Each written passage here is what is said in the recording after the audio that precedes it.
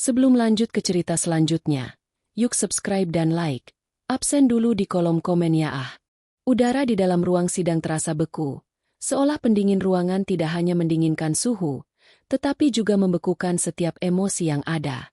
Dinding kayu yang tinggi dan langit-langit yang menjulang memberikan kesan agung sekaligus menekan, mengubah masalah pribadi menjadi tontonan publik yang kaku.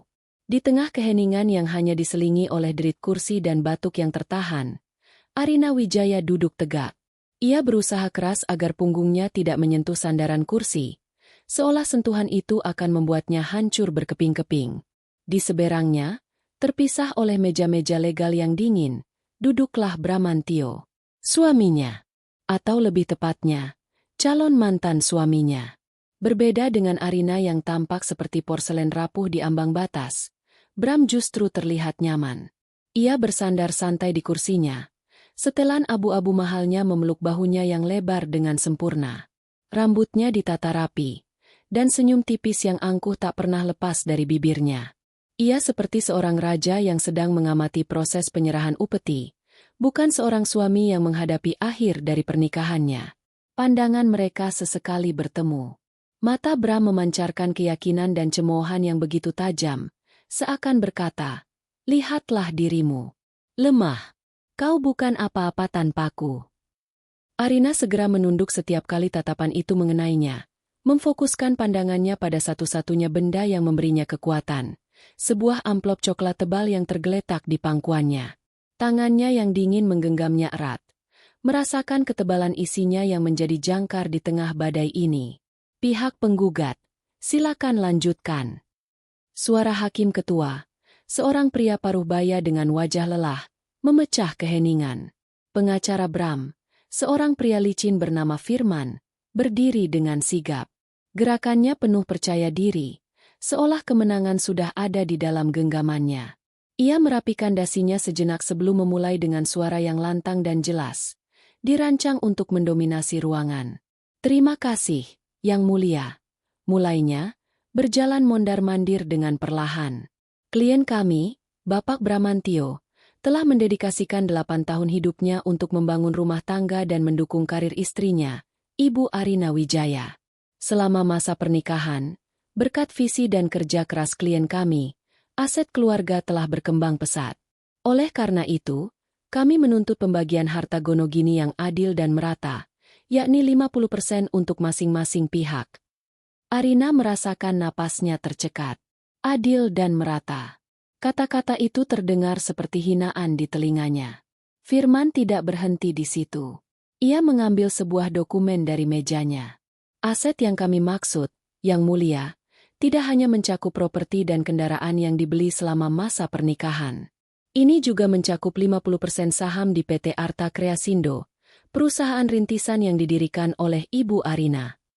Pengacara Arina, seorang wanita tenang bernama Riana, segera menyela. "Interupsi, Yang Mulia. PT Arta Kreasindo didirikan oleh klien saya 2 tahun sebelum beliau menikah dengan Bapak Bramantio. Itu adalah aset pranikah." Firman tersenyum miring, senyum seekor hiu yang mencium bau darah.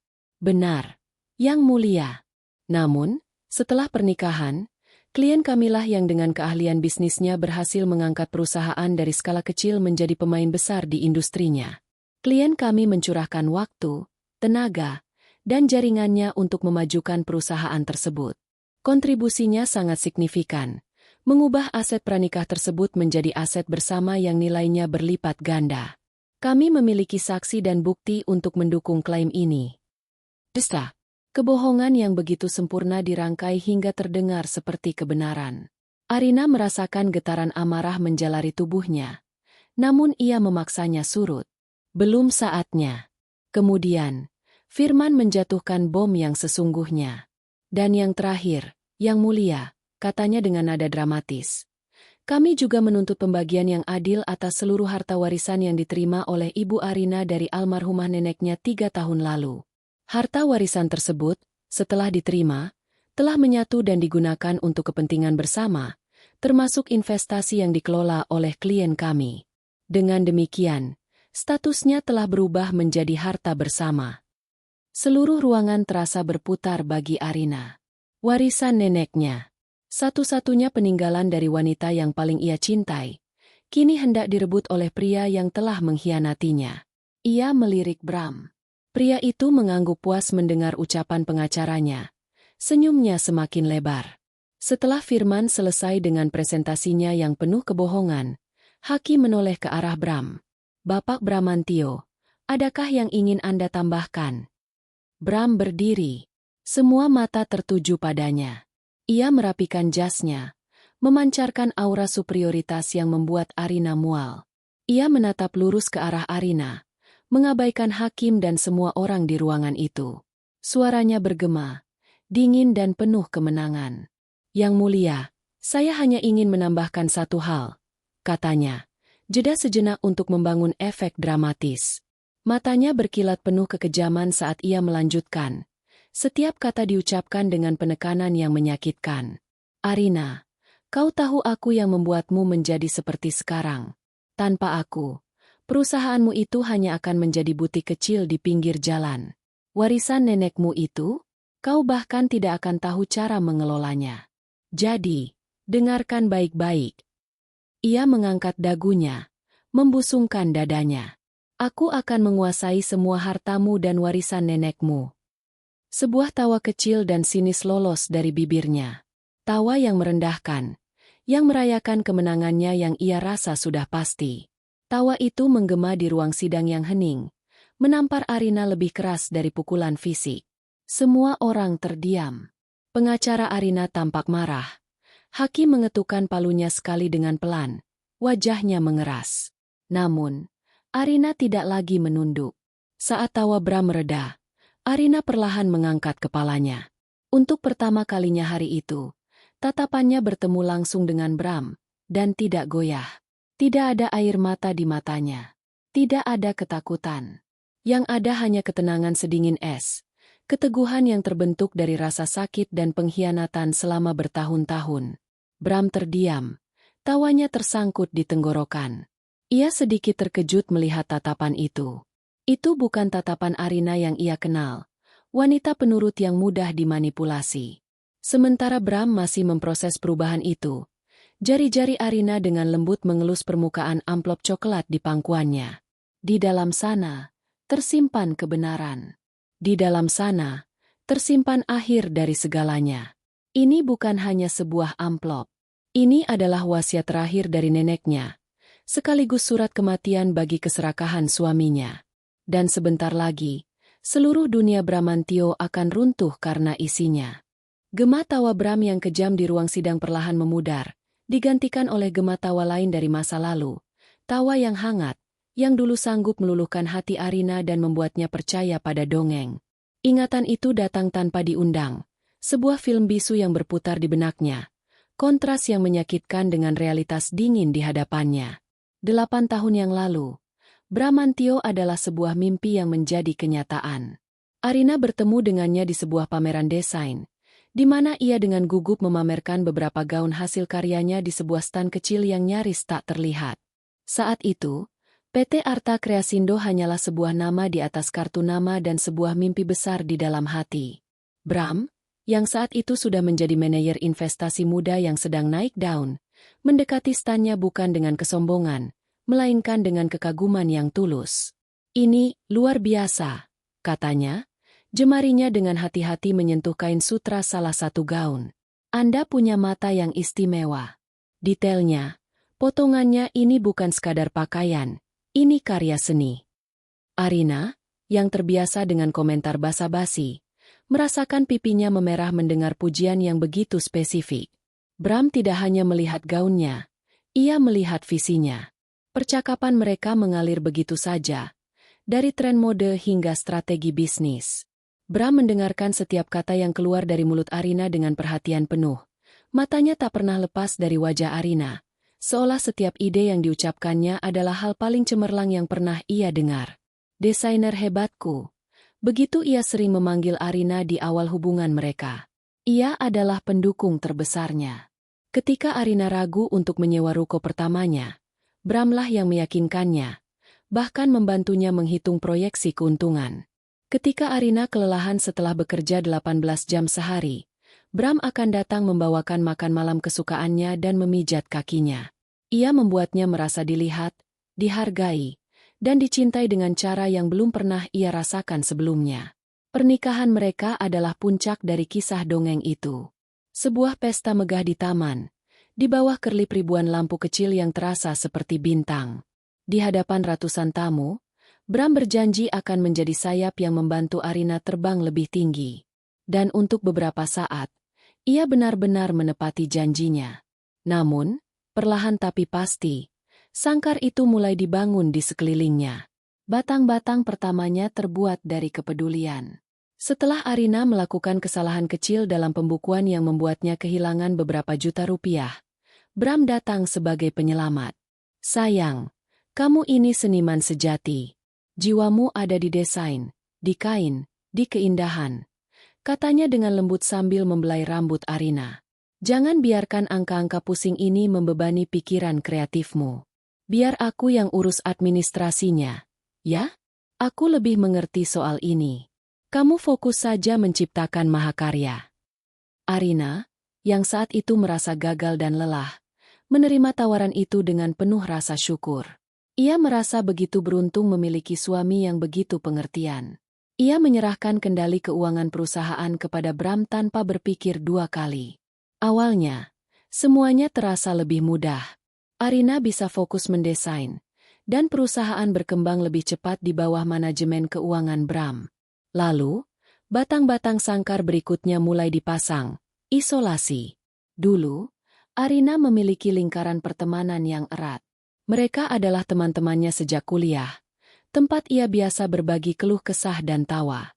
Namun, Bram tidak pernah menyukai mereka. Mereka tidak selevel denganmu lagi, Arin. Ujarnya suatu malam setelah mereka pulang dari acara makan malam bersama teman-teman Arina. Cara berpikir mereka terlalu sederhana. Mereka akan menahanmu. Kamu butuh lingkungan yang bisa mendorongmu maju. Orang-orang seperti rekan bisnisku. Bram mulai menciptakan jarak secara halus. Ia akan mengeluh kelelahan jika Arina mengajaknya bertemu teman-temannya, atau secara sengaja membuat rencana lain di hari yang sama. Perlahan, undangan untuk Arina mulai berkurang. Dunianya menyempit, hanya berpusat pada rumah, butik, dan lingkaran pergaulan Bram yang terasa asing dan dingin. Batang sangkar yang paling menyakitkan adalah peremehan yang dibungkus pujian. Ide-ide bisnis Arina, yang dulu dipuji Bram setinggi langit, kini mulai dianggap sepele. Aku punya ide untuk membuka cabang di Bali, kata Arina suatu hari dengan antusias. Bram tersenyum, senyum yang sama yang ia tunjukkan di ruang sidang, senyum yang tidak mencapai matanya. Ide yang lucu, sayang, tapi pasar Bali itu rumit. Banyak pemain besar di sana. Biarkan aku yang memikirkan strategi ekspansi besarnya, ya? Kamu cukup pastikan koleksi barumu siap. Setiap kali Arina mencoba terlibat dalam keputusan strategis perusahaannya sendiri, Bram akan menepisnya dengan dalih melindunginya dari stres yang tidak perlu. Arina Kreasindo memang semakin besar, namanya semakin dikenal. Tapi anehnya, Arina justru merasa semakin kecil. Ia hanya menjadi wajah dari perusahaan itu, seorang desainer yang tugasnya hanya menggambar sketsa. Otak di balik semuanya adalah Bram. Setidaknya, itulah narasi yang selalu Bram sampaikan kepada semua orang. Obsesi Bram terhadap warisan nenek Arina adalah paku terakhir yang menyegel sangkar emas itu. Ketika neneknya meninggal dan meninggalkan seluruh asetnya, beberapa properti di lokasi strategis dan simpanan investasi yang signifikan, kepada Arina, duka Arina bercampur dengan rasa tanggung jawab yang besar. Bram, sekali lagi, hadir sebagai ksatria. Ini aset yang sangat besar. Sayang, mengelolanya butuh keahlian khusus agar nilainya tidak turun. Katanya, suaranya penuh simpati palsu. Biar aku yang bantu kelola. Kita masukkan ke dalam portofolio investasi yang aman, supaya masa depan kita dan anak-anak kita nanti terjamin. Arina, yang sedang berduka dan selalu diajarkan untuk mempercayai suaminya, setuju.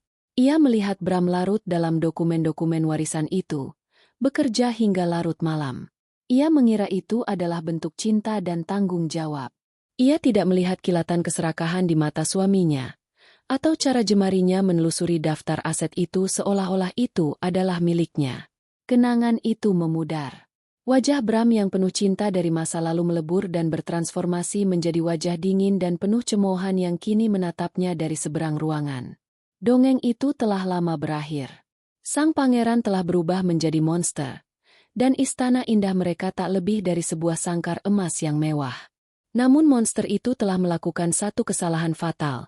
Ia tidak pernah sadar bahwa burung kecil yang ia kurung di dalam sangkar itu, diam-diam telah menumbuhkan cakar dan taringnya sendiri. Jauh sebelum ruang sidang menjadi medan perangnya, ada sebuah tempat yang menjadi surga bagi Arina, teras belakang rumah neneknya. Di sana, di antara pot-pot anggrek bulan dan aroma melati yang menguar lembut di sore hari, dunia terasa damai. Ingatan akan tempat itu muncul begitu jelas. Seolah ia bisa merasakan hangatnya cangkir teh porselen di tangannya dan lembutnya keriput di tangan sang nenek yang menggenggam jemarinya. Kejadiannya sekitar 3 tahun sebelum sidang perceraian. Tak lama setelah Arina menikah. Neneknya, Gayatri, adalah seorang wanita yang usianya mungkin telah membungkukkan punggungnya, tetapi tidak pernah meredupkan tatapan matanya yang tajam dan penuh pemahaman. Beliau adalah matriark keluarga. Sumber kekuatan yang pendiam namun tak terbantahkan. Sore itu, mereka duduk berdua seperti biasa. Arina sedang bersemangat menceritakan tentang bagaimana Bram membantunya mendapatkan investor baru untuk Arta Kreasindo. Ia memuji suaminya setinggi langit, melukiskan gambaran seorang pangeran penyelamat yang brilian dan penuh dukungan. Nenek Gayatri mendengarkan dengan sabar. Senyum tipis tersungging di bibirnya, namun matanya tidak tersenyum. Setelah Arina selesai bercerita, keheningan menyelimuti mereka sejenak, hanya diisi oleh suara gemericik air dari kolam ikan kecil di sudut taman. Dia pria yang ambisius, kata nenek Gayatri pelan, memecah keheningan. Itu bukan pujian, bukan juga kritik. Itu adalah sebuah fakta yang diucapkan dengan nada netral yang justru membuat Arina waspada. Tentu saja, Nek, ambisinya yang membuat perusahaan Arin bisa sebesar sekarang. Jawab Arina, sedikit defensif. Neneknya menyesap tehnya perlahan sebelum meletakkan cangkirnya. Ia menatap Arina lekat-lekat. Arina, cucuku, dengar. Nenek sudah hidup lebih lama darimu. Nenek sudah melihat banyak hal. Ambisi itu seperti api. Jika kecil, ia menghangatkan.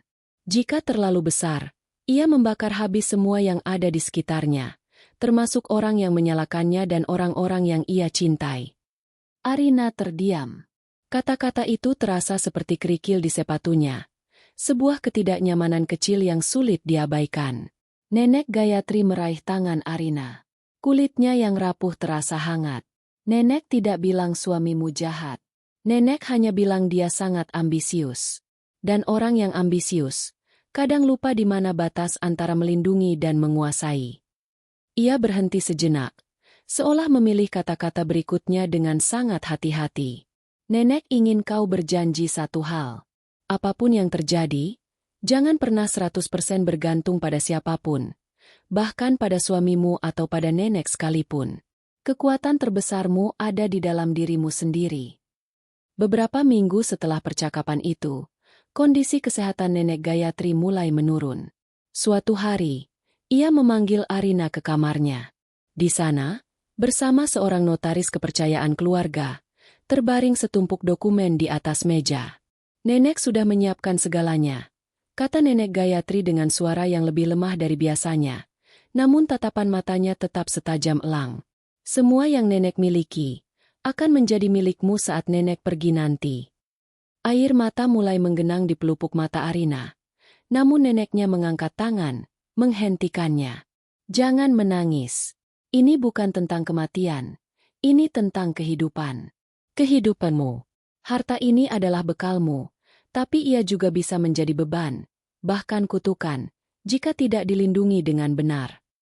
Notaris itu, Pak Tirtayasa, mulai menjelaskan isi dokumen-dokumen itu. Itu adalah surat wasiat yang sangat detail. Namun, ada satu bagian yang membuat Arina bingung. Sebuah klausul yang sangat spesifik, yang belum pernah ia dengar sebelumnya.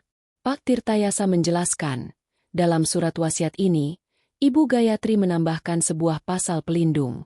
Pasal ini menyatakan bahwa seluruh harta warisan ini terikat pada satu syarat. Ia tidak boleh menjadi objek sengketa dalam kasus perceraian yang bertujuan untuk menguasainya secara tidak adil. Jika terbukti di pengadilan bahwa suami Anda, atau suami Anda di masa depan, mencoba merebut warisan ini dengan cara-cara yang manipulatif atau di luar kewajaran, maka seluruh warisan ini secara otomatis akan hangus dan dialihkan kepemilikannya kepada 3 yayasan amal yang telah ditunjuk. Arina terperangah. Tapi, kenapa, Nek? Kenapa serumit ini? Bram tidak akan pernah melakukan itu. Nenek Gayatri tersenyum sedih. Senyum seseorang yang tahu lebih banyak daripada yang ia katakan. Nenek tidak sedang meramal masa depan. Sayang. Nenek sedang mempersiapkanmu untuk segala kemungkinan. Anggap saja ini asuransi. Ia menatap Arina dalam-dalam. Dengarkan nasihat nenek. Kekayaan terbesar wanita bukan pada harta yang diwariskan, tapi pada kemampuannya melindungi diri sendiri.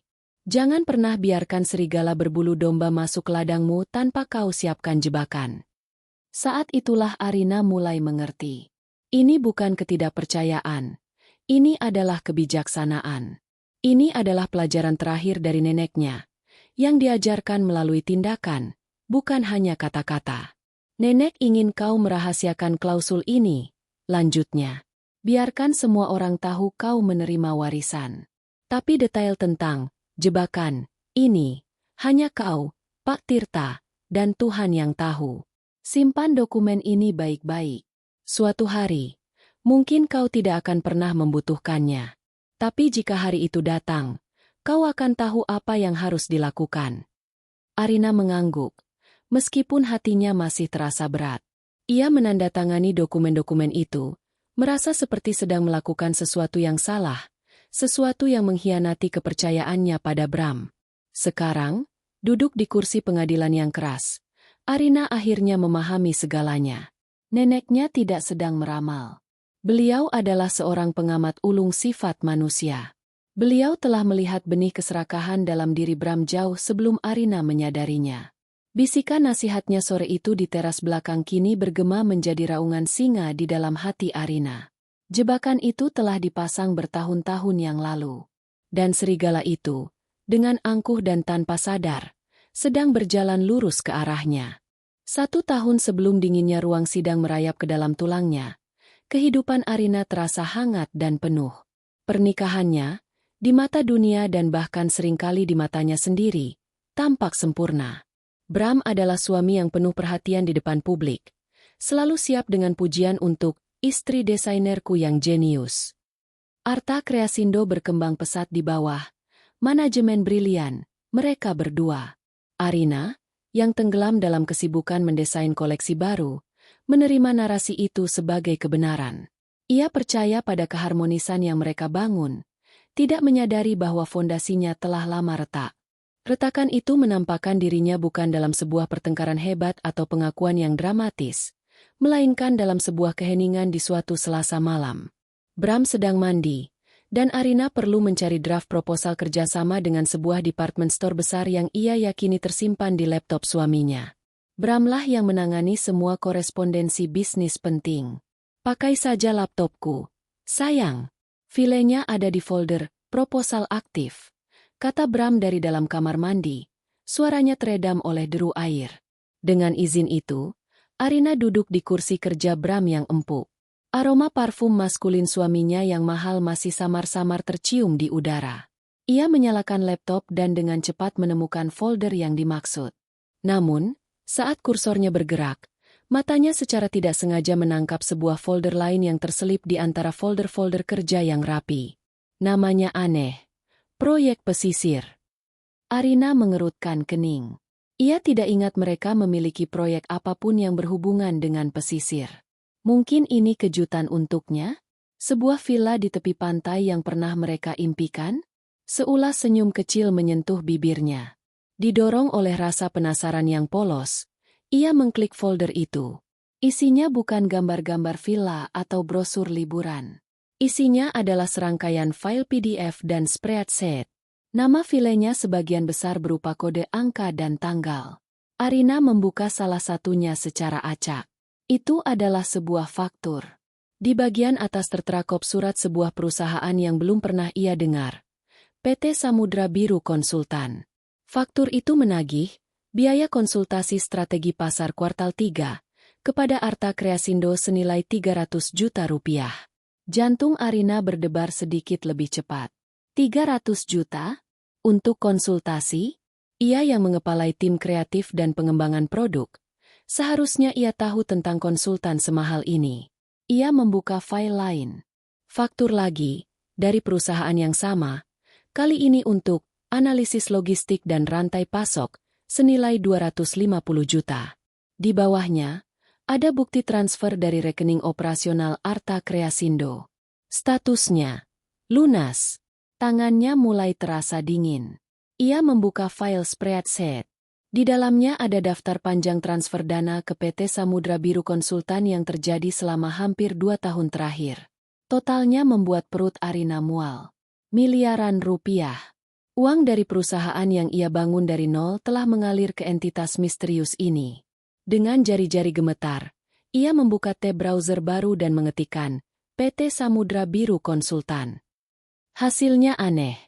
Hanya ada satu halaman web yang sangat sederhana, lebih mirip template daripada situs perusahaan sungguhan. Alamat kantornya tertera di sebuah ruko di pinggiran kota yang tidak strategis, dan tidak ada nomor telepon yang bisa dihubungi. Tidak ada portofolio, tidak ada daftar klien, tidak ada apa-apa. Pikiran Arina berpacu, mencoba mencari penjelasan yang masuk akal. Mungkin Bram menyembunyikannya agar ia tidak stres? Mungkin ini strategi rahasia untuk melawan kompetitor? Tapi kenapa harus disembunyikan darinya? Kenapa nama perusahaannya begitu asing? Lalu, sebuah pemikiran mengerikan menyelinap masuk.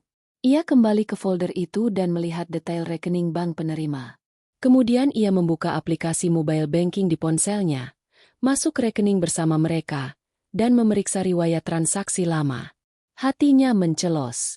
Ia menemukan beberapa transaksi pribadi Bram yang besar, pembelian jam tangan mewah, pembayaran uang muka mobil sport yang Bram klaim didapat dari bonus investasinya, yang terjadi hanya beberapa hari setelah transfer besar-besaran ke PT Samudra Biru Konsultan. Kepingan-kepingan puzzle itu jatuh ke tempatnya, tetapi gambar yang terbentuk begitu mengerikan hingga Arina ingin menghancurkannya. Ini bukan pengkhianatan biasa. Ini bukan perselingkuhan yang melukai hati. Ini adalah pengkhianatan yang dingin, terencana, dan sistematis. Ini adalah pencurian. Bram, suaminya, pahlawannya, telah menggerogoti perusahaannya dari dalam seperti parasit. Semua kebohongan kecil selama bertahun-tahun kini tampak begitu jelas. Saat Bram berkata, "Biar aku yang urus keuangannya, sayang." Itu bukan untuk melindunginya, tapi untuk memberinya akses tak terbatas. Saat ia berkata, "Teman-temanmu akan menahanmu." Itu bukan untuk mendorongnya, tapi untuk mengisolasinya. Saat ia meremehkan ide-ide bisnisnya, itu bukan untuk mencegahnya stres, tapi untuk membuatnya merasa tidak kompeten dan bergantung padanya. Napasnya menjadi sesak. Rasa sakit yang tajam menusuk dadanya. Begitu hebat hingga ia harus mencengkeram tepi meja untuk menahan diri agar tidak roboh. Cinta, kepercayaan, dan 8 tahun hidupnya terasa seperti lelucon yang kejam. Di tengah puing-puing hatinya yang hancur, sebuah suara dari masa lalu berbisik. Suara neneknya di teras belakang rumah. Begitu jernih seolah beliau ada di sana. Jangan pernah biarkan serigala berbulu domba masuk ke ladangmu tanpa kau siapkan jebakan. Air mata yang tadinya mengancam akan tumpah tiba-tiba berhenti. Rasa sakit itu tidak hilang, tetapi ia berubah bentuk. Dari kesedihan yang melumpuhkan, ia mengkristal menjadi sesuatu yang lain. Sesuatu yang dingin, keras, dan tajam, amarah. Suara pancuran air di kamar mandi berhenti. Dengan gerakan cepat dan senyap, Arina menutup semua file, membersihkan riwayat browser, dan menutup laptop. Ia meletakkannya kembali persis di tempat semula. Ia berdiri dan berjalan keluar dari ruang kerja itu. Punggungnya lurus. Ia tidak akan menangis. Ia tidak akan berteriak. Ia tidak akan memberinya kepuasan melihatnya hancur. Malam itu, Saat Bram keluar dari kamar mandi dengan handuk melilit pinggangnya dan senyum menawan di wajahnya, ia disambut oleh Arina yang sedang membaca buku di tempat tidur, tampak tenang seperti biasanya. Ia tidak tahu bahwa wanita yang menatapnya dari balik halaman buku itu bukan lagi istri naif yang sama seperti 10 menit yang lalu. Ia sedang menatap seorang wanita yang baru saja menyatakan perang. Perang yang akan ia lawan bukan di medan terbuka, tetapi dari dalam bayang-bayang, dengan strategi yang bahkan tidak akan pernah Bram duga. Pagi setelah malam penemuan itu adalah pagi yang paling sulit dalam hidup Arina. Matahari terbit seperti biasa, menyaringkan cahayanya melalui celah gorden di kamar mereka. Tetapi bagi Arina, dunia telah berubah warna. Semua terasa palsu dan rapuh. Udara yang ia hirup terasa berat, dan aroma kopi yang biasanya ia sukai kini terasa memuakan. Bram duduk di seberang meja makan, membaca berita di tabletnya sambil sesekali menyesap kopinya. Ia tampak sama seperti pagi-pagi lainnya. Tampan, berwibawa, dan sama sekali tidak menyadari badai yang telah menghancurkan dunia istrinya. Koleksi barumu butuh kain dari Italia, kan, sayang? Tanyanya santai, matanya masih terpaku pada layar. Aku sudah suruh bagian keuangan untuk proses pembayarannya hari ini. Dulu, kalimat seperti itu akan membuat Arina merasa didukung. Sekarang, kalimat itu terdengar seperti seorang sipir penjara yang sedang memberikan jatah makanan kepada tawanannya. Ia hanya mengangguk, memaksakan seulas senyum tipis. Terima kasih, Bram. Suaranya sendiri terdengar asing di telinganya. Terlalu tenang, terlalu terkendali. Setiap kata terasa seperti kebohongan. Aktingnya telah dimulai. Setelah Bram berangkat kerja, Arina tidak langsung menuju butiknya. Ia pergi ke sebuah mall elektronik di pusat kota. Dengan menggunakan uang tunai yang ia ambil dari dompetnya, bukan dari rekening bersama, ia membeli sebuah laptop baru yang tipis dan ringan, sebuah ponsel sederhana dengan nomor prabayar, dan 3 buah hard drive eksternal berkapasitas besar. Ini adalah persenjataan barunya. Langkah berikutnya adalah yang paling krusial, mencari sekutu. Ia tidak bisa melawan Bram sendirian. Melalui ponsel barunya, ia mencari firma hukum yang berspesialisasi dalam perceraian kelas atas dan kejahatan kerah putih. Sebuah nama terus muncul dalam ulasan.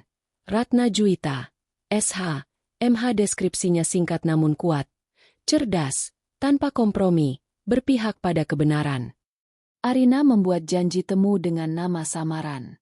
Kantor Bu Ratna berada di gedung pencakar langit yang menjulang, jauh dari lingkungan yang biasa ia datangi. Ruangannya tidak besar, tetapi dipenuhi buku-buku hukum dan memancarkan aura kompetensi. Bu Ratna adalah seorang wanita berusia akhir 40-an, dengan tatapan tajam yang seolah bisa menembus semua kepura-puraan. Dengan suara bergetar pada awalnya, Arina menceritakan segalanya. Tentang pernikahannya, tentang bagaimana Bram mengambil alih keuangan, tentang penemuannya di folder proyek pesisir. Ia tidak menangis. Amarah telah membakar habis semua air matanya. Bu Ratna mendengarkan tanpa interupsi. Setelah Arina selesai, ia hanya mengangguk pelan. Ini bukan kasus perceraian biasa, Bu Arina. Ini adalah kasus penipuan dan penggelapan yang dibungkus dalam pernikahan. Suami Anda sangat ceroboh karena meninggalkan jejak digital. Tapi kita butuh lebih dari sekadar faktur. Kita harus bisa membuktikan bahwa PT Samudra Biru Konsultan itu adalah perusahaan cangkang miliknya. Bagaimana caranya? Tanya Arina. Saya punya orang yang tepat untuk itu. Jawab Bu Ratna. Namanya Heru Santoso. Dia seorang akuntan forensik. Panggil saja dia penyihir angka. Beri dia setitik data, dan dia akan menemukan seluruh galaksi kejahatan di baliknya. Sejak hari itu, kehidupan Arina terbelah menjadi 2. Di siang hari, ia adalah Arina Wijaya, istri Bramantio yang patuh, desainer berbakat yang fokus pada karya-karyanya. Ia tersenyum saat makan malam, menghadiri acara-acara sosial di lengan suaminya, dan bahkan memujinya di depan teman-teman mereka. Ia memainkan perannya dengan begitu sempurna hingga terkadang ia sendiri merasa mual. Namun di malam hari, saat Bram sudah terlelap, atau saat suaminya sedang melakukan perjalanan bisnis, Arina yang lain akan muncul. Dengan jantung berdebar kencang, ia akan menyelinap ke ruang kerja. Menggunakan laptop barunya dan hard drive eksternal, ia mulai melakukan operasi senyap. Setiap klik mouse terdengar seperti ledakan di telinganya. Ia menyalin seluruh isi laptop Bram, folder demi folder. Ia membackup email-email bisnis dari server perusahaan ke akun surel rahasia yang ia buat. Ia menjadi seorang pengamat yang ulung. Ia memperhatikan kebiasaan Bram, di mana ia meletakkan ponselnya, kata sandi apa yang sering ia gunakan, dokumen apa yang ia tinggalkan di laci meja kerjanya. Suatu kali, ia menemukan buku catatan kecil milik Bram. Di dalamnya, selain jadwal rapat, terselip sebuah nama dan nomor rekening. Setelah diperiksa oleh Heru, rekening itu terbukti milik direktur fiktif PT Samudra Biru Konsultan, yang ternyata adalah sepupu jauh Bram yang tinggal di luar kota. Setiap kepingan bukti adalah paku untuk peti mati Bram. Momen paling menegangkan terjadi suatu malam. Arina sedang memotret beberapa dokumen perbankan yang Bram tinggalkan di atas meja dengan ponsel rahasianya.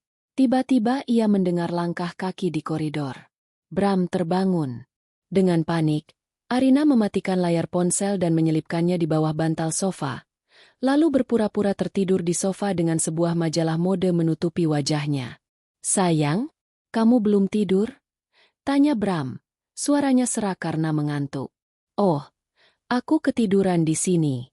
Sedang mencari inspirasi tadi," jawab Arina, berusaha menjaga suaranya agar tetap tenang, meskipun jantungnya serasa akan melompat keluar dari dadanya. Bram tersenyum, mengusap kepalanya, dan membantunya berjalan ke kamar tidur. "Jangan terlalu lelah, ya?" Ia sama sekali tidak curiga. Malam itu, Arina tidak bisa tidur.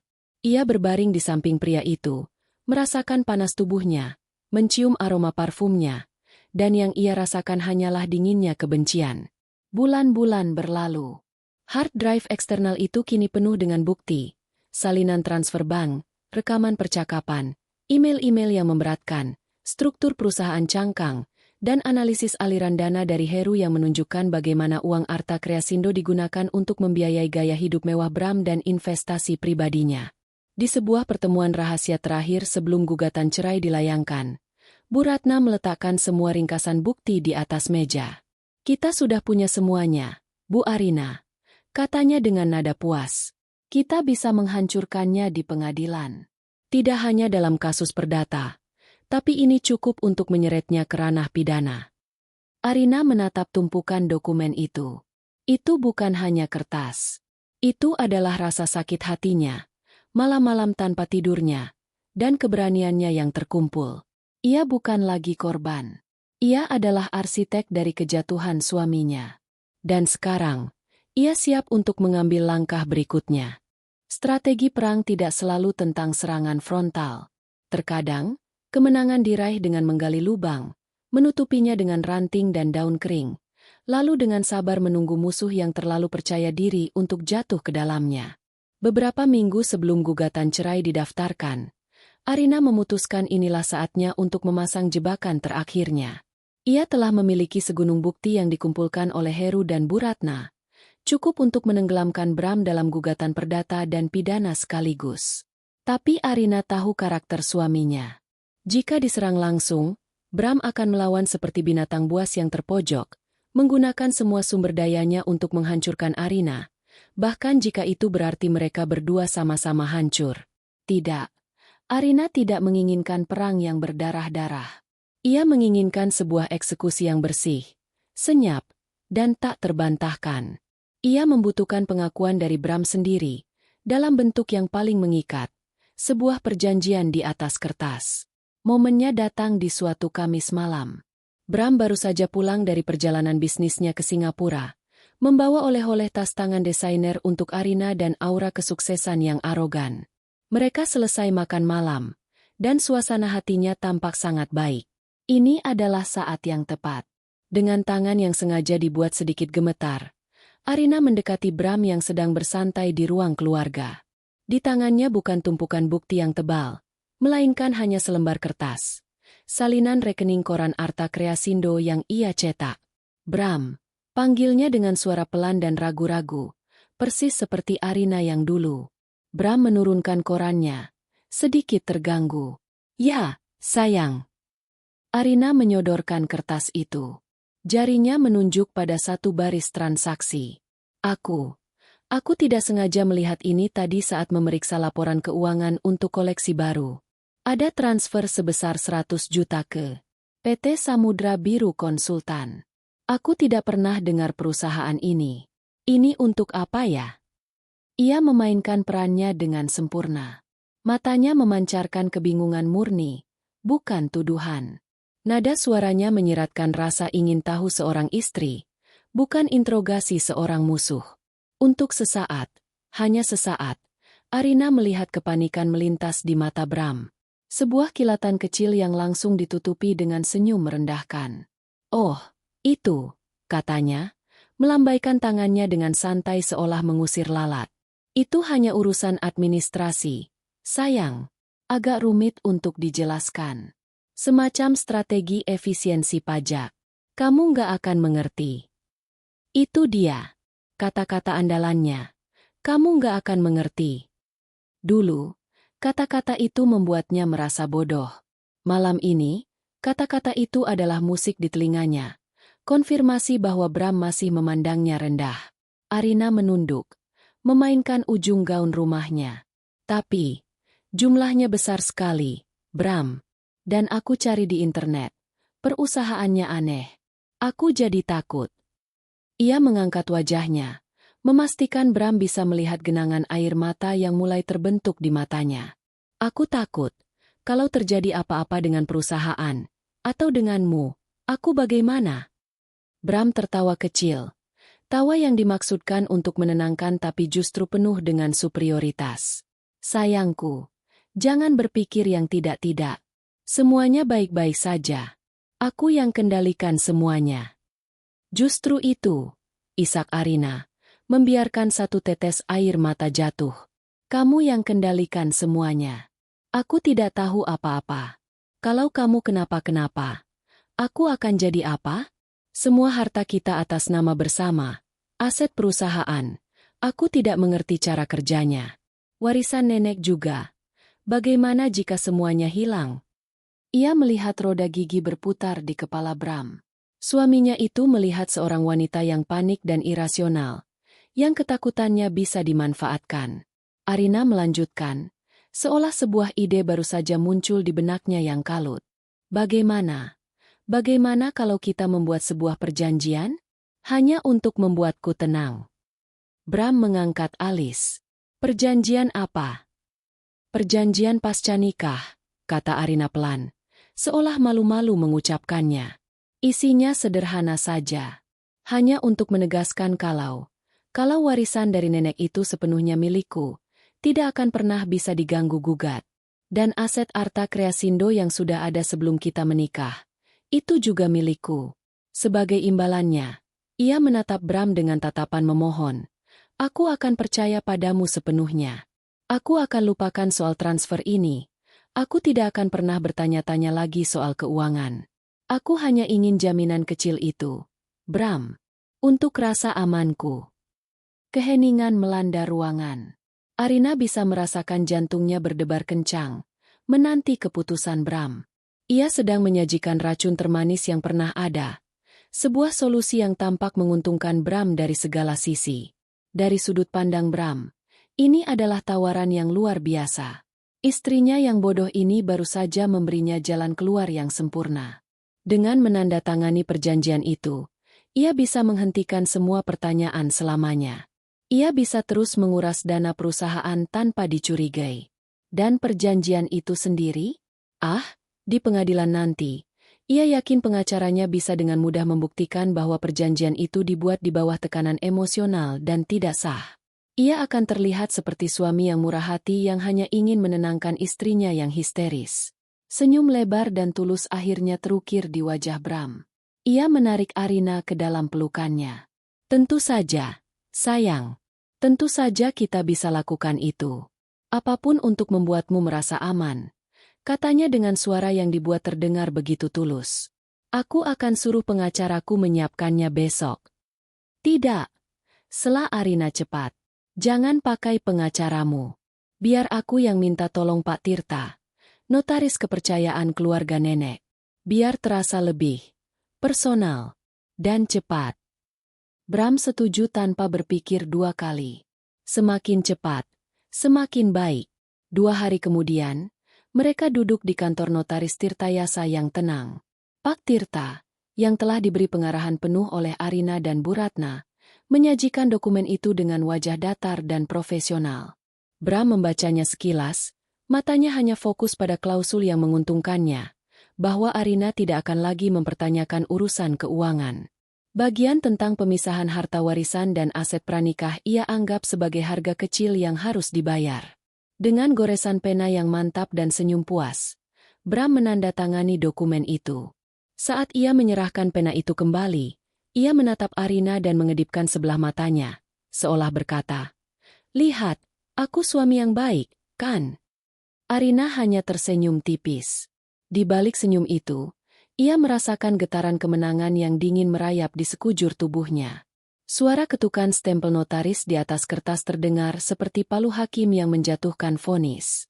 Jebakan telah tertutup, dan serigala itu baru saja menandatangani surat kematiannya sendiri. Waktu terasa melipat dirinya sendiri.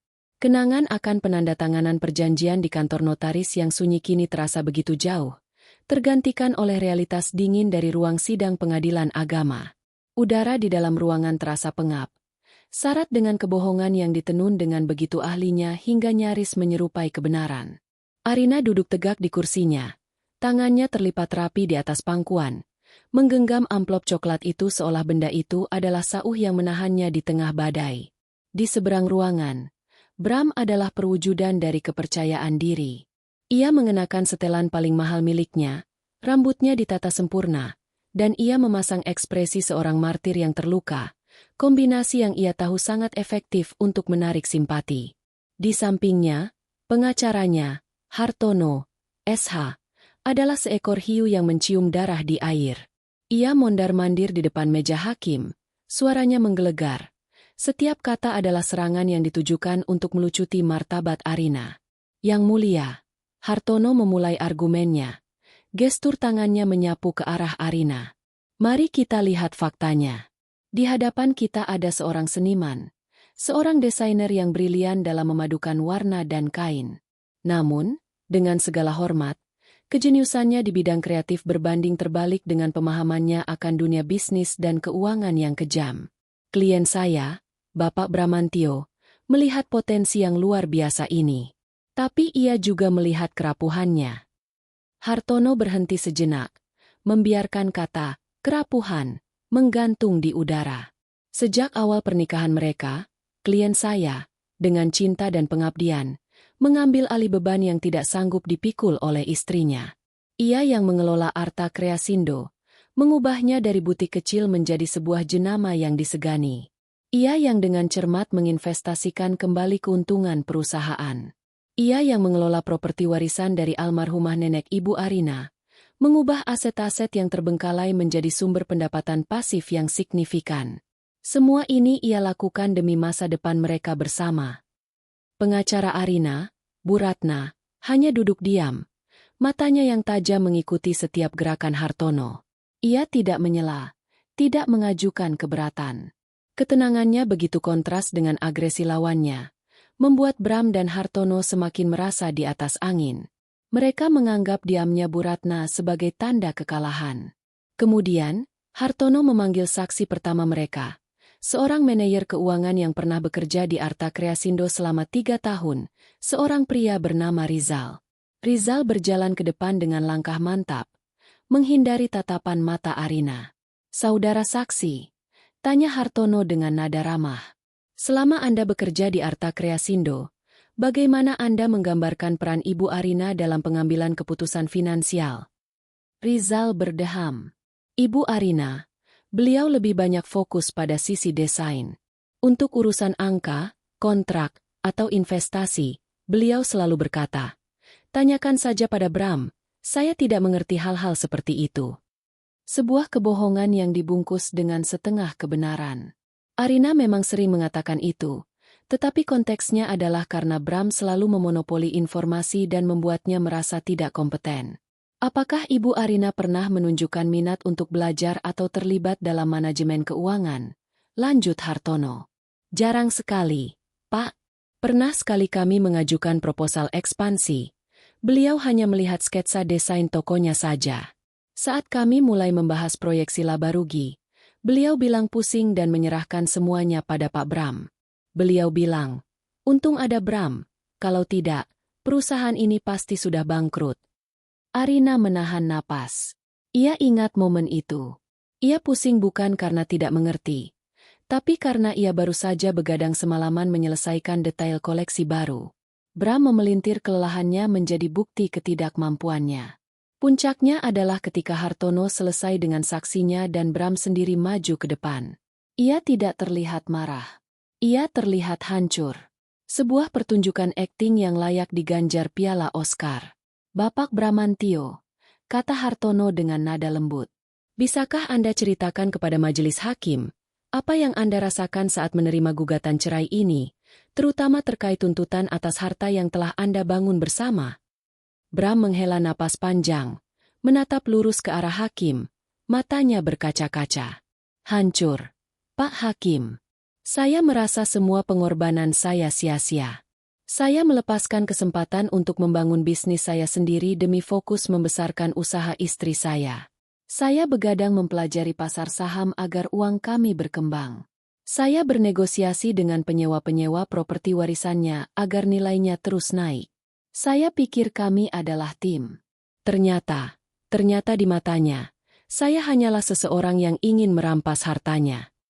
Ia kemudian menoleh ke arah Arina. Tatapannya penuh dengan kekecewaan yang dibuat-buat. Aku hanya ingin yang terbaik untuk kita. Rina, kenapa kamu lakukan ini padaku? Ruangan itu senyap. Para hadirin, bahkan Panitera, tampak terpengaruh oleh drama yang disajikan. Hakim Ketua, seorang pria parubaya yang berwibawa, menatap Arina dengan sorot mata yang sulit diartikan. Namun Arina merasa ada sedikit keraguan di sana. Keraguan yang diarahkan padanya. Pihak penggugat sudah selesai, Yang Mulia, kata Hartono, kembali ke kursinya dengan senyum kemenangan yang tipis. Ia menepuk punggung Bram, seolah berkata, kerja bagus. Semua argumen mereka terdengar begitu logis. Mereka telah berhasil membangun narasi di mana Bram adalah pahlawan dan Arina adalah putri manja yang tidak tahu berterima kasih. Mereka telah melukis sebuah gambar yang begitu meyakinkan hingga Arina sendiri nyaris meragukan kebenarannya. Nyaris. Hakim Ketua membetulkan posisi duduknya. Tumpukan berkas dari pihak Bram tergeletak di hadapannya. Ia memandang ke arah meja Arina, ke arah Bu Ratna yang sejak tadi hanya dia mengamati. Pihak tergugat, kata hakim dengan suara berat. Semua tuduhan dan klaim dari pihak penggugat sudah kami dengar. Apakah Anda memiliki tanggapan atau bukti untuk menyanggah apa yang telah disampaikan? Inilah momennya. Seluruh ruangan menahan napas. Bram bersandar di kursinya, menyeringai. Ia yakin mereka tidak punya apa-apa. Pertarungan sudah selesai bahkan sebelum dimulai. Di tengah keheningan itu, Bu Ratna akhirnya bergerak. Ia tidak berdiri. Ia hanya menoleh sedikit ke arah kliennya.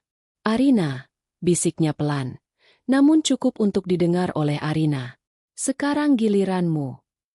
Kata-kata hakim ketua menggantung di udara yang pekat, seolah menjadi benda padat yang menekan semua orang di ruangan itu.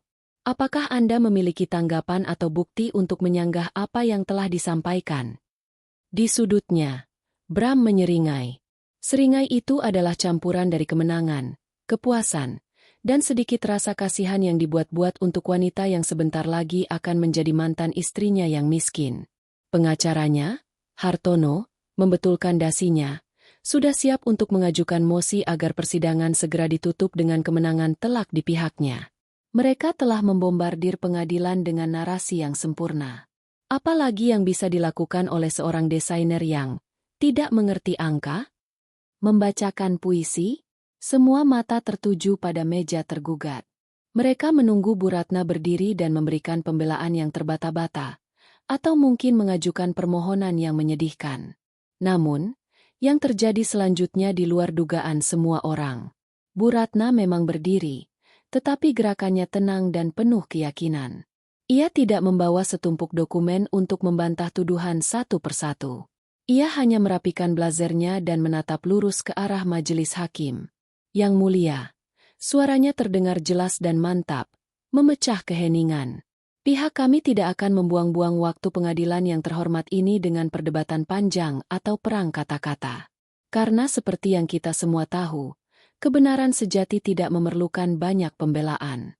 Kebenaran hanya perlu diungkapkan.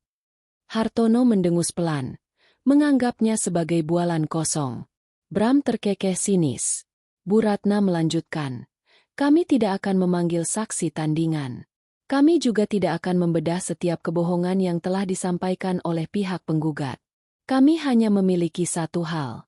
Satu bukti penutup yang akan menjawab semuanya, meluruskan segalanya, dan mengakhiri persidangan ini. Suasana di ruangan itu berubah. Ada pergeseran energi yang tak terlihat. Rasa penasaran mulai mengalahkan rasa kantuk para hadirin. Hakim ketua mencondongkan tubuhnya sedikit ke depan. Lalu, Bu Ratna melakukan hal yang paling tidak terduga. Ia menoleh ke arah kliennya, yang sejak tadi hanya duduk diam seperti patung porselen. Yang mulia, kata Bu Ratna. Suaranya kini sedikit lebih keras. Dengan izin dari majelis, bukti terakhir ini akan diserahkan langsung oleh klien saya, Ibu Arina Wijaya. Hening. Keheningan yang terjadi setelahnya begitu total. Seolah seseorang telah menyedot semua suara keluar dari ruangan. Bram berhenti terkekeh. Seringainya membeku di wajah. Lalu perlahan luntur seperti ket basah yang tersiram air. Matanya yang tadi penuh kemenangan kini menyipit, dipenuhi kebingungan. Apa ini? Taktik putus asa apalagi ini? Di bawah tatapan semua orang, Arina bergerak. Gerakannya tidak terburu-buru. Ia meletakkan telapak tangannya di atas meja sejenak, lalu mendorong kursinya ke belakang. Suara decitan pelan kaki kursi di lantai keramik adalah satu-satunya suara di alam semesta pada saat itu. Ia berdiri, punggungnya lurus, dagunya terangkat. Gaun sederhana berwarna biru tua yang ia kenakan jatuh dengan anggun, memberinya aura ketenangan yang menakutkan. Wanita yang beberapa saat lalu digambarkan sebagai sosok rapuh dan tidak kompeten kini berdiri seperti seorang ratu yang hendak naik tahta. Ia mengambil amplop coklat dari pangkuannya. Sebuah amplop biasa yang bisa dibeli di toko alat tulis manapun. Tidak ada yang istimewa darinya.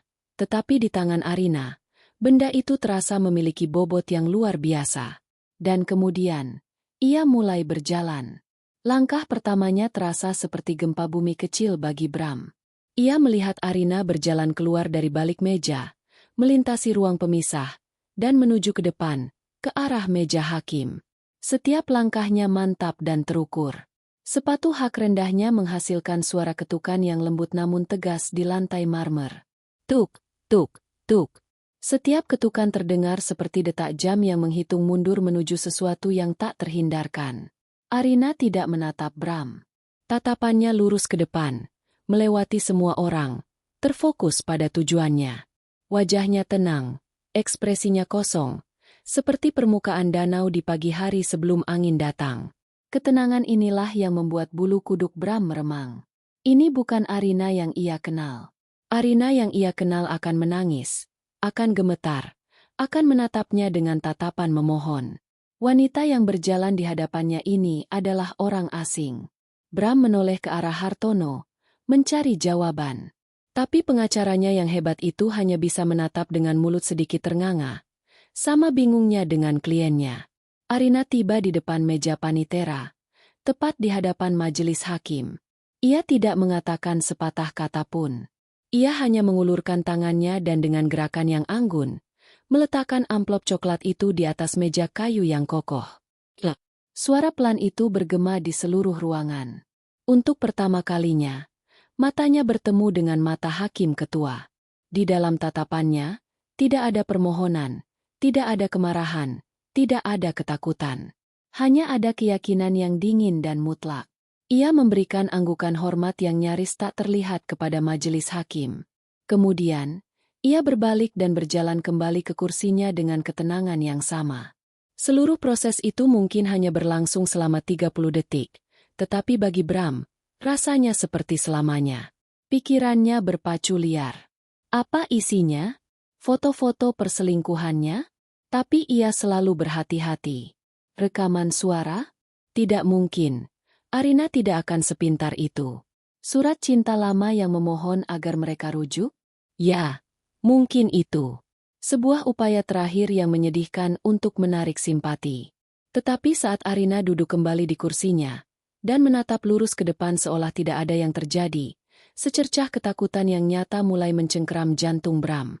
Ketakutan akan hal yang tidak diketahui. Ia telah meremehkan istrinya. Ia telah meremehkannya secara fatal.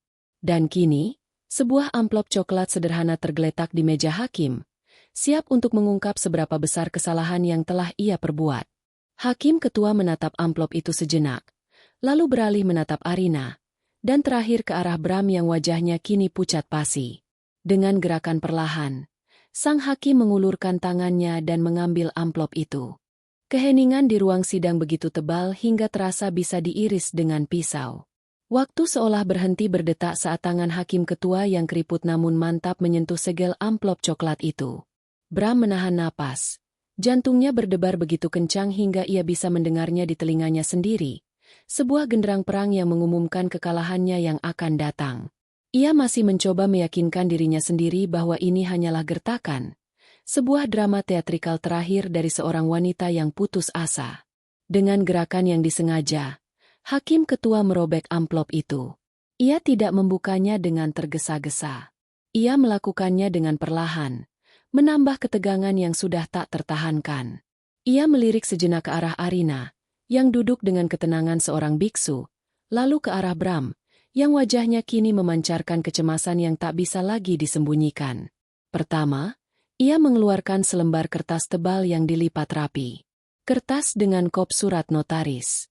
Saat hakim membukanya, semua orang bisa melihat stempel timbul dan tanda tangan dengan tinta biru basah di bagian bawahnya. Wajah hakim yang semula datar berubah menjadi serius. Ia membaca dalam diam selama beberapa saat. Alisnya bertaut. Ini adalah... Hakim memulai. Suaranya bergema di ruangan yang sunyi. Sebuah akta perjanjian pasca pernikahan, yang dibuat dan ditandatangani oleh Bapak Bramantio dan Ibu Arina Wijaya pada tanggal 18 Maret tahun ini. Disahkan di hadapan Notaris Tirtayasa, SH. Jantung Bram serasa jatuh ke perutnya. Perjanjian itu. Perjanjian bodoh yang ia tandatangani sambil menertawakan kenaifan istrinya. Ia pikir itu hanyalah secari kertas untuk menenangkan Arina. Ia tidak pernah berpikir Arina akan benar-benar menggunakannya. Pengacaranya, Hartono, menoleh padanya dengan tatapan tak percaya dan marah. Kau menandatangani perjanjian pasca nikah tanpa memberitahuku. Sorot matanya seolah menjerit. Hakim ketua melanjutkan, membaca langsung dari dokumen tersebut. Dalam pasal 3, ayat 1, dengan ini kedua belah pihak sepakat dan menyatakan bahwa seluruh harta bawaan, termasuk namun tidak terbatas pada aset perusahaan PT Arta Kreasindo yang didirikan sebelum pernikahan, serta seluruh harta warisan yang diterima oleh pihak kedua, Ibu Arina Wijaya, dari almarhumah neneknya, adalah dan akan tetap menjadi hak milik mutlak pihak kedua. Pihak pertama, Bapak Bramantio, dengan ini menyatakan tidak akan menuntut atau mengklaim bagian apapun dari harta tersebut dalam kondisi apapun, termasuk dalam hal terjadinya perceraian. Suara palu tak terlihat menghantam kepala Bram. Klaimnya atas Arta Kreasindo, hancur. Tuntutannya atas 50% aset pranikah, musnah. Tapi ia masih memiliki satu harapan, warisan nenek. Harta itu diperoleh selama masa pernikahan. Pengacaranya meyakinkannya bahwa itu pasti masuk hitungan Gonogini. Namun, hakim belum selesai. Ia menyisihkan perjanjian itu dan meraih dokumen kedua dari dalam amplop. Dokumen ini lebih tua. Kertasnya sedikit menguning di tepinya. Dokumen kedua, kata hakim, matanya menyipit saat membaca tulisan yang lebih rumit. Adalah salinan sah dari surat wasiat terakhir almarhumah Nyonya Larasati Subrata, nenek dari Ibu Arina Wijaya. Bram merasakan hawa dingin merayap di punggungnya. Untuk apa Arina membawa surat wasiat itu? Dalam surat wasiat ini, Selain menyatakan Ibu Arina sebagai ahli waris tunggal, lanjut hakim, suaranya kini mengandung nada keheranan. Terdapat sebuah klausul yang sangat spesifik. Klausul pelindung. Saya akan bacakan. Apabila di kemudian hari terjadi perceraian antara cucu saya, Arina Wijaya, dengan suaminya, dan terbukti di mata hukum bahwa suaminya tersebut dengan sengaja dan itikat buruk mencoba untuk menguasai atau menuntut bagian dari harta warisan ini, maka seluruh harta warisan yang saya tinggalkan untuk Arina Wijaya secara otomatis dinyatakan hangus dan seluruhnya akan dialihkan kepemilikannya kepada Yayasan Panti Asuhan Harapan Bunda. Jika dokumen pertama adalah sebuah pukulan, maka ini adalah sebuah tikaman tepat di jantung. Ruangan itu dipenuhi desas-desus. Bahkan Bu Ratna pun tampak sedikit terkejut dengan kecerdikan sang nenek. Rencana wanita tua itu melampaui kematiannya. Ia tidak hanya melindungi Arina, ia memasang bom waktu yang akan meledak jika keserakahan Bram muncul ke permukaan. Bram bukan hanya tidak akan mendapatkan warisan itu, tindakannya hari ini, tuntutannya yang lantang dan penuh kesombongan, justru hampir membuat Arina kehilangan segalanya. Ironi itu begitu pahit, begitu menghancurkan. Bram menatap Arina dengan ngeri. Wajah tenang istrinya kini terlihat seperti topeng dari seorang dewi pembalasan. Wanita ini, wanita yang dianggapnya bodoh, telah menggiringnya ke dalam jebakan berlapis yang dirancang oleh dua generasi wanita cerdas. Tapi teror yang sebenarnya belum berakhir. Tangan hakim masuk sekali lagi ke dalam amplop dan keluar dengan sebuah benda kecil yang berkilauan di bawah cahaya lampu. Sebuah flash disk berwarna perak. Tergeletak di sampingnya adalah selembar kertas ringkasan. Hakim membacanya, dan kali ini, ekspresinya berubah total. Wajahnya mengeras, dan ia menatap Bram dengan tatapan tajam yang terasa seperti belati es. Dan yang terakhir, kata hakim, suaranya turun beberapa oktav, penuh dengan nada yang tidak menyenangkan. Sebuah penyimpanan data digital yang diserahkan bersama dengan ringkasan laporan dari seorang akuntan forensik. Laporan ini merinci adanya aliran dana yang tidak wajar dari rekening perusahaan PT Arta Kreasindo ke beberapa perusahaan cangkang. Totalnya mencapai miliaran rupiah selama 2 tahun terakhir. Hakim mengangkat matanya dari kertas dan menatap lurus ke arah Bram. Ini bukan lagi sekadar masalah perdata, Bapak Bramantio. Ini sudah memasuki potensi ranah pidana. Penggelapan dalam jabatan. Selesai. Itulah kata yang terngiang di benak Bram. Selesai. Suara di ruangan itu lenyap. Ia tidak bisa lagi mendengar desas-desus hadirin. Ia tidak bisa lagi melihat wajah hakim. Satu-satunya yang bisa ia lihat adalah Arina, yang kini untuk pertama kalinya menoleh dan menatap langsung ke matanya. Tidak ada kebencian di sana. Tidak ada kemenangan. Hanya ada kekosongan yang dingin dan final. Tatapan seseorang yang telah menutup sebuah buku untuk selamanya. Hartono, pengacaranya yang hebat, membeku di kursinya, wajahnya sepucat kertas. Ia baru saja menyadari bahwa ia tidak sedang membela klien dalam kasus perceraian. Ia sedang duduk di sebelah seorang kriminal yang baru saja menyerahkan bukti kejahatannya sendiri ke tangan hakim. Bram merasakan keringat dingin membasahi kemejanya.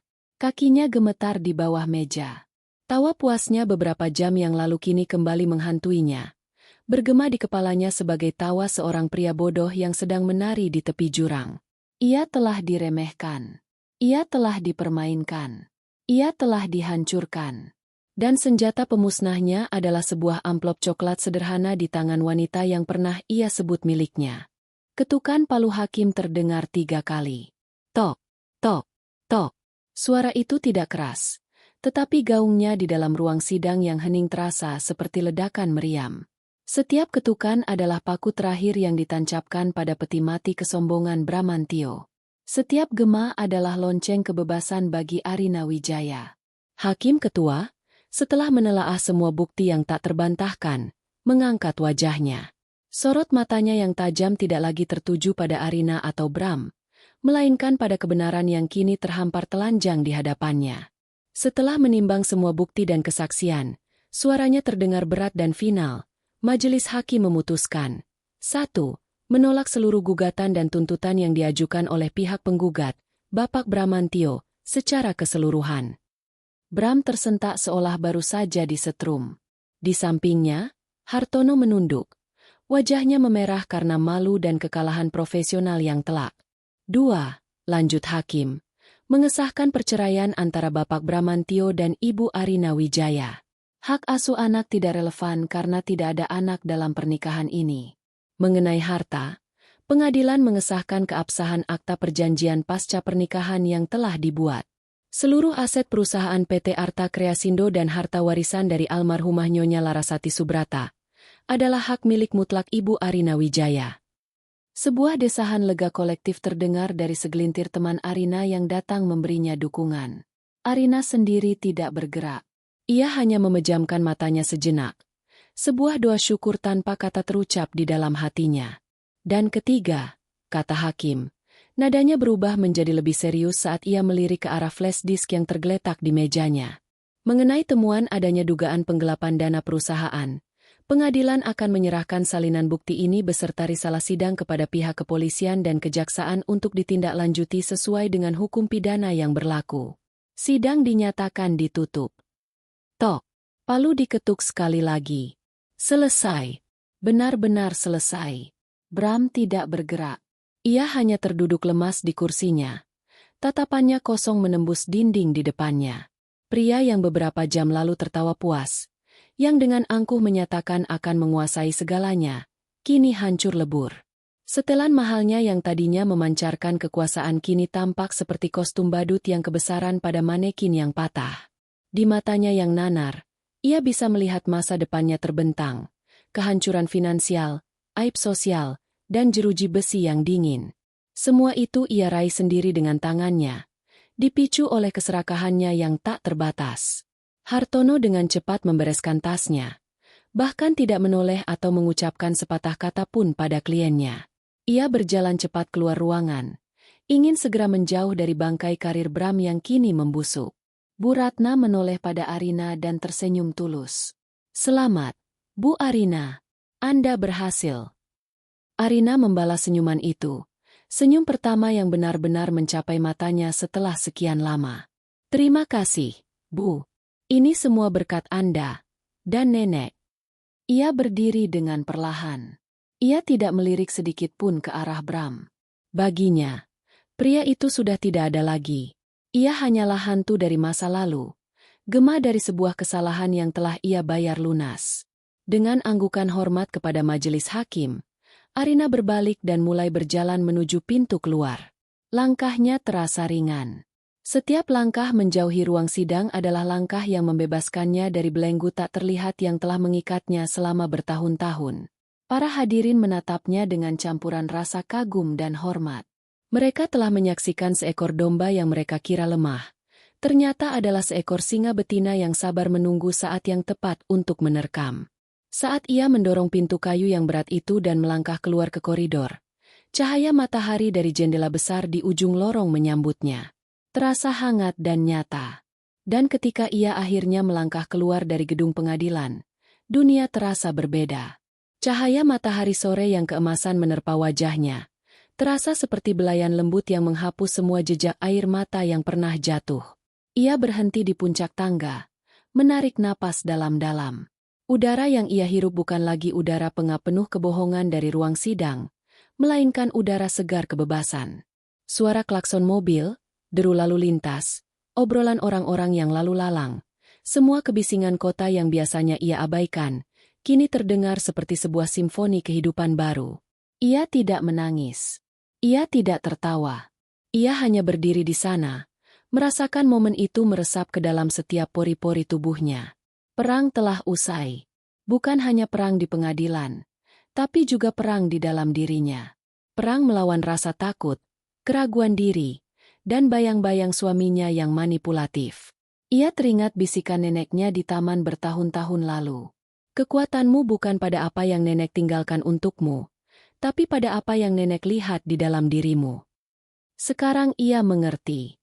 Warisan sejati dari neneknya bukanlah properti atau uang di bank. Warisan itu adalah percikan api keberanian yang ditanamkan neneknya di dalam jiwanya. Amplop di pengadilan tadi hanyalah alatnya. Kekuatan yang sebenarnya berasal dari keputusannya untuk berhenti menjadi korban dan mulai menulis takdirnya sendiri. Sebuah mobil berhenti di depannya. Bu Ratna membuka jendela. "Mau saya antar pulang, Bu?" Arina menoleh dan tersenyum. "Terima kasih, Bu. Tapi saya rasa, saya ingin berjalan kaki sebentar." Ia mulai menuruni anak tangga, menyatu dengan keramaian kota.